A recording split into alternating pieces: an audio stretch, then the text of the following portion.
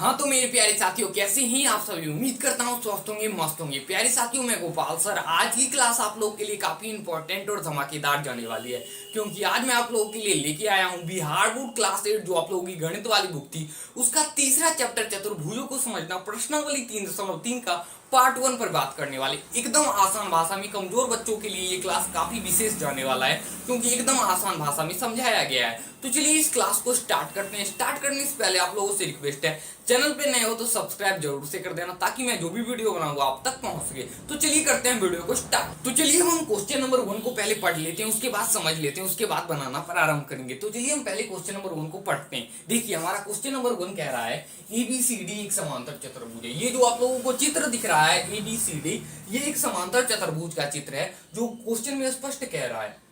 प्रत्येक कथन को परिभाषा या प्रयोग किए गए गुण द्वारा पूरा कीजिए। बोल रहा है हमारा क्वेश्चन, ये पहला क्वेश्चन है AD बराबर डैश, इसको पहले भरना है रिक्त स्थानों को और इसका एक कारण देना है। तो चलिए एकदम आसान भाषा में समझने का प्रयास करते हैं। चलिए पहले चित्र समझते हैं। देखिए ये समांतर चतुर्भुज का चित्र है। समांतर चतुर्भुज में आमने सामने की जो भुजा होती है वो बराबर होती है। जैसे कि AD है, इसके सामने की भुजा है BC, ये दोनों बराबर है। अगर हमारा क्वेश्चन दिया रहता AB तो इसके सामने की भुजा है DC, ये दोनों बराबर है। लेकिन हमारा क्वेश्चन दिया है AD, इसलिए इसके सामने की भुजा होगी BC। तो यहाँ पर हम BC लिख सकते हैं। आप बोलोगे हाँ सर यहाँ पर BC आप लिख सकते हो। अब इसका कारण देना पड़ेगा, तो चलिए कारण लिखते हैं। लिखेंगे क्योंकि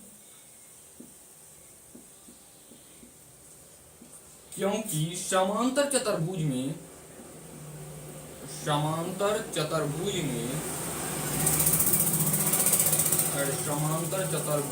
आमने सामने की भुजा बराबर होती है। एकदम आसान भाषा में आप लोगों के लिए, ताकि कमजोर बच्चा भी समझ सके। क्योंकि समांतर चतुर्भुज में आमने सामने की भुजा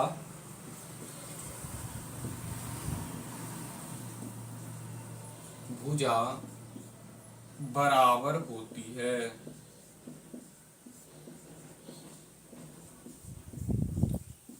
देखिए एक बार फिर से समझने का प्रयास करिएगा। जो भी कमजोर बच्चा, एक बार ध्यान लगाना भाई, ध्यान लगा। देखिए एक बार क्वेश्चन पढ़ते हैं। ABCD एक समांतर चतुर्भुज, ये जो आप लोगों को चित्र दिख रहा है ये समांतर चतुर्भुज का चित्र है। बोल रहा है प्रत्येक कथन को परिभाषा या प्रयोग किए गए गुण द्वारा पूरा कीजिए। बोल रहा अब देखिए ये हमारा क्वेश्चन है AD बराबर में डैश, इसको पहले भरना है और इसका कारण देना। AD पहले अब चित्र को समझना, एक बार फिर से समझिएगा। AD है, इसका सामने की भुजा है BC, तो ये दोनों बराबर है। अगर क्वेश्चन दिया रहता है AB तो इसके सामने की भुजा DC है, तो ये दोनों बराबर रहता है। अब देखिए हम लिखेंगे AD अब बराबर में BC, क्योंकि इसके सामने की भुजा BC है, क्योंकि समांतर चतुर्भुज में आमने सामने की भुजा बराबर होती है। अब इसका कारण लिखेंगे क्योंकि समांतर चतुर्भुज में आमने सामने की भुजा बराबर होती है। अब एक कॉपी कलम निकाल के बैठो, ताकि मैं जो भी लिखा हूं वो नोट करते हो। तो चलिए अब चलते हैं क्वेश्चन नंबर 1 के दूसरे सवाल पे।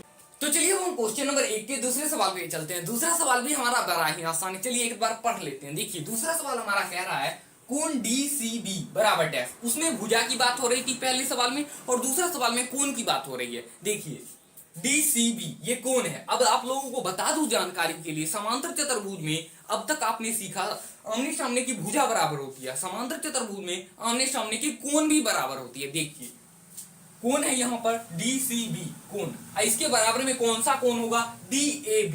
तो यहाँ पर हम DAB लिख सकते हैं, क्योंकि समांतर चतुर्भुज में आमने सामने की कोण भी बराबर होती है। तो हम यहाँ पर लिखेंगे DAB। अब इसका कारण देना पड़ेगा भाई, क्यों DAB हो। तो हम लिखेंगे क्योंकि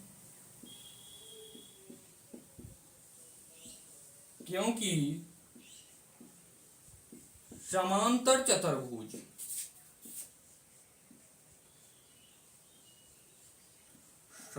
चतुर्भुज में आमने सामने की कोण बराबर होती है। आमने सामने की कोण बराबर होती है। भाई मेरे साथ ही लिखते चलना, कोण बराबर होती है।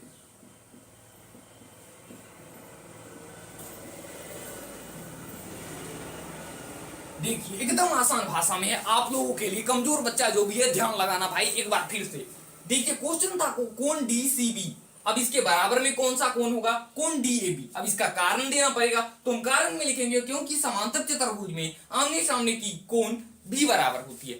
अब तक हमने सीखा था भुजा बराबर होती है, अब कोण भी बराबर होती है आमने सामने की। तो उम्मीद है आप लोगों को दूसरा प्रश्न भी समझ में आ गया होगा। अब चलिए क्वेश्चन नंबर 1 का तीसरे सवाल हमारा बड़ा ही आसान। देखिए तीसरा सवाल कह रहा है, तीसरा OC बराबर डैश, OC बराबर डैश। इसको भी एकदम आसान क्वेश्चन है, चित्रों के माध्यम से आप लोगों को समझाना पड़ेगा। देखिए AC ये क्या है, समांतर चतुर्भुज का ये विकर्ण है जिसमें OC आधा भाग है जो यहाँ पर दिख रहा है, और डैश OC जब आधा भाग है तो आधा भाग OA हो सकता है। आप बोलोगे हाँ सर OA हो सकता है, क्या यहाँ पर हम OA लिख दें, क्योंकि OC आधा भाग है तो आधा भाग OA हो सकता है, तो हम यहाँ पर लिख सकते हैं OA।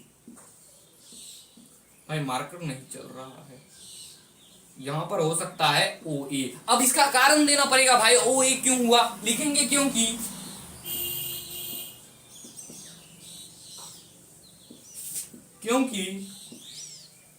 समांतर चतुर्भुज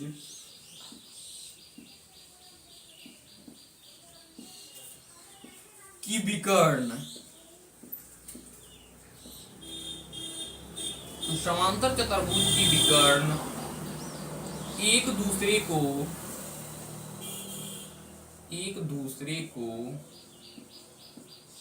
समद्विभाजित करती है, समद्विभाजित करती है, भाजित करती। बस हमारा आंसर इतना ही हो जाएगा, आप लोगों को एग्जाम में नंबर मिल जाएगा। बस एक बार फिर से समझने का प्रयास करते हैं। OC है बराबर में डैश। अब देखिए AC एक समांतर चतुर्भुज का विकर्ण है जिसमें आधा भाग OC है तो आधा भाग OA हो सकता है।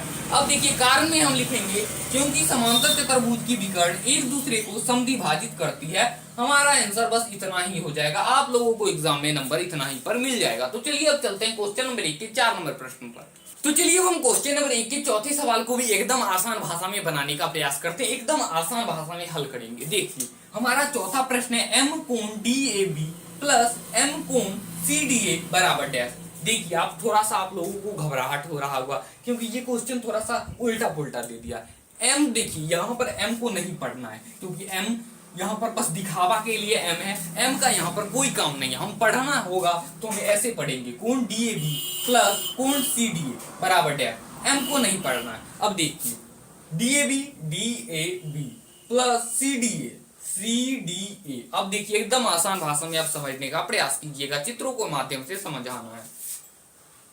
कोण A के लिए आसन्न कोण हो जाएगा हमारा D, और कोण A के लिए हमारा सम्मुख कोण हो जाएगा C, और आसन्न कोण BB होगा। अब आसन्न कोण का योग होता है 180 डिग्री, तो यहाँ पर हम 180 डिग्री लिख सकते हैं। आप बोलोगे हाँ सर 180 डिग्री लिख सकते हैं क्योंकि आसन्न कोण का माप योग होता है 180 डिग्री, तो यहाँ पर हमने लिखा 180 डिग्री। अब कारण देना पड़ेगा, 180 डिग्री आया तो आया कहां से, 180 डिग्री लिखेंगे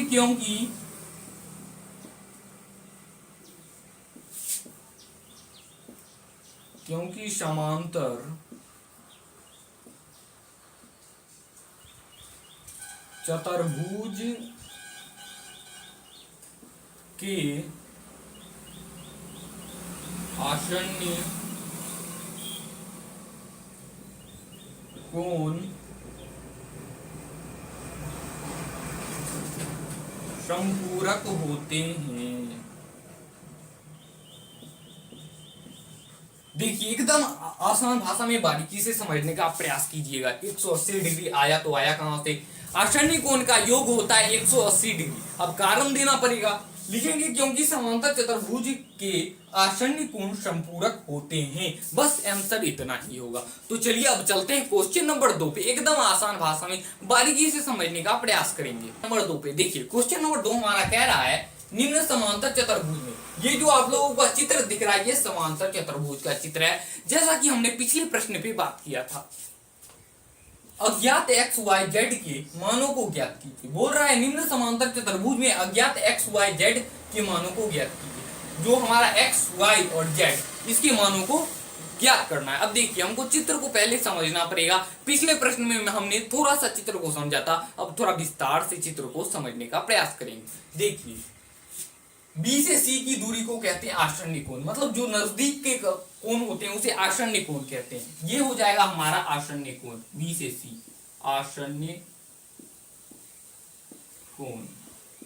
अगर बात की जाए डी से बी की तो ये हो जाएगा हमारा सम्मुख कोण, और ए से सी की बात की जाए तो ये भी हो जाएगा हमारा सम्मुख कोण। अगर बात की जाए ए से बी की तो ये हो जाएगा हमारा आसन्नी कोण। मतलब कि छोटी दूरी वाली को आसन्नी कोण कहते हैं और जो लंबा दूरी तय करता है उसे सम्मुख कोण कहते हैं। एकदम आसान भाषा में समझने का प्रयास कीजिए। अब देखिए हमको पहले निकालना एक्स, बी दिया हुआ है, सी में एक्स दिया है, तो हम पहले सी और बी को जोड़ के बराबर आसन्नी कोण का योग होता है 180 डिग्री, जैसा कि हमने पिछले प्रश्न में जाना था।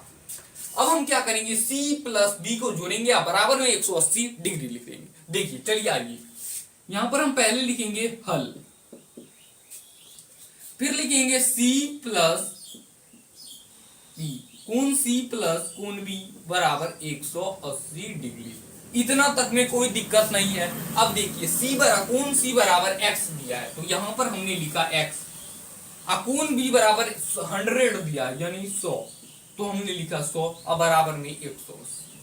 अब देखिए 100 जो था हमारा 100 ये प्लस में था, इधर जाएगा तो क्या हो जाएगा, माइनस में हो जाएगा, क्योंकि चर और अचर जुड़ नहीं सकते हैं। ये चर है, ये अचर है। 180 माइनस 100, 180 में से 100 जाएगा तो कितना बचेगा, बताओ भाई, 80 बचेगा, यानी कि x बराबर हमारा आ गया आंसर 80। अब देखिए x हमारा आ गया 80। अब x बराबर 80 कैसे आया, तो हम यहां पर लिखेंगे x बराबर 80 आसन्नी कोण के गुण से, आसन्नी कोण के गुण से, ब्रैकेट में हमने लिख दिया ताकि एग्जामिनर समझ सके। अब देखिए ये यहां से यहां तक होता है, ये होता है सम्मुख कोण। जब असम्मुख कोण दोनों का समान होता है, अगर यहाँ 100 है तो यहाँ भी 100 हो जाएगा, यानी कि y बराबर हो जाएगा हमारा 100। तो यहां पर हम ब्रैकेट में लिख देंगे सम्मुख कोण के गुण से, सम्मुख कोण के गुण से। अब देखिए ये 80 है, यहां पर z है, यानी कि ये भी सम्मुख कोण से गुण से हो जाएगा। ये 80 है तो यहां भी 80 ही होगा, तो यानी कि z बराबर हो जाएगा हमारा 80। 80 कैसे आया, तो सम्मुख कोण के गुण से, क्योंकि ये लंबा दूरी तय करता है। ये जो छोटा होगा ये आसन्न होगा, ये आसन्न होगा, ये आसन्न होगा और ये भी आसन्न होगा, लेकिन अगर दूरी बड़ा होगा तो ये हो जाएगा हमारा सम्मुख कोण। तो यहां पर हम लिखे सम्मुख कोण के गुण से। भाई लिखते जाना, हमारा आंसर बस इतना ही हो जाएगा। x का वैल्यू आ गया 80, y का वैल्यू आ गया 100 और z का वैल्यू आ गया 80। बस हमारा आंसर इतना ही हो जाएगा, एक बार नोट कर लो भाई। तो चलिए मेरे प्यारे साथियों, हम बात करते हैं क्वेश्चन नंबर 2 के दूसरे सवाल पे। एकदम आप बारीकी से समझने का प्रयास करिए। देखिए ये भी हमारा एक समांतर चतुर्भुज का चित्र है, इसमें भी x, y और z का मान ज्ञात करना है। तो चलिए एकदम आसान भाषा में ज्ञात करते हैं। देखिए ये हमारा हो गया आसन्नी कोण, लिख देते हैं यहाँ पर ताकि आप लोगों को कोई दिक्कत ना हो। यह हो गया हमारा आसन्नी कोण, क्योंकि ये नजदीक का कोण है, ये दूर का कोण हुआ है तो ये हो गया हमारा संपूरक सम्मुख कोण। ये भी हमारा दूर का कोण है, ये भी हो गया हमारा सम्मुख कोण। ये हो गया आसन्नी कोण, ये भी आसन्नी कोण। मतलब जो नजदीक का है वो आसन्नी कोण और जो दूर का है उसे सम्मुख कोण कहेंगे। इतना तक में भाई कोई दिक्कत नहीं होनी चाहिए, कोई दिक्कत भी नहीं है। तो चलिए अब हम इसको बनाते हैं। अब देखिए आसन्नी कोण का योग होता है 180 डिग्री। तो आप समझने का प्रयास कीजिए। हम पहले x का मान ज्ञात करेंगे, तो हम लिखेंगे 50 प्लस x बराबर 180 डिग्री। लिखते हैं 50 प्लस x बराबर 180 डिग्री। इतना तक में कोई दिक्कत, बोलो भाई, कोई दिक्कत नहीं होनी चाहिए। 50 और x ये नहीं जुड़ेगा, क्योंकि चर और अचर कभी आज तक नहीं जुड़ा है। तो ये प्लस में इधर था, इधर आएगा तो माइनस में हो जाएगा। x बराबर 180 में से 50 जाएगा तो कितना बचेगा भाई, 130 बच गया। यानी कि हमारा ये कौन से नियम से x आया, आसन्य कोण, तो हम लिखेंगे आसन्य कोण के गुण से। गुण कहो नियम कहो बात ही एक ही है। अब देखिए 130 ये आया, अब ये यहां से यहां तक की दूरी हो जाती है सम्मुख कोण। जो सम्मुख कोण ये होगा, जो वही सम्मुख कोण ये भी होगा, तो ये y भी हमारा हो जाएगा 130, यानी कि y बराबर हो गया 130। ये कहां से आया, तो सम्मुख कोण के गुण से, सम्मुख कोण के गुण से। बस अब ज्ञात करना है z। देखिए 50 यहां पर है, तो सम्मुख कोण अगर अप्लाई होगा यहां पर तो यहां 50, लेकिन यहां z नहीं दिया हुआ है, z तो यहां दिया हुआ। अब देखिए यहां से यहां की दूरी, ये आसन्य कोण होगा, आसन्य कोण का योग होता है 180 डिग्री, और यहां पर आ गया 50। अगर 180 डिग्री में से माइनस का 50 जाएगा तो कितना बचेगा, 130, यानी z बराबर 180 माइनस 50, बराबर में z बराबर हो जाएगा हमारा 130। ये कहां से आया, रेखिक युग्म के गुण से, क्योंकि ये रेखा के बाहर है भाई, तो रेखिक युग्म के गुण से, रेखिक युग्म के गुण से। बस हमारा आंसर बस इतना ही हो जाएगा। तो चलिए आज की वीडियो यही रहने देते हैं, क्योंकि वीडियो बहुत ज्यादा लंबा हो गया है। तो मिलते हैं अगली वीडियो में, तब तक के लिए धन्यवाद।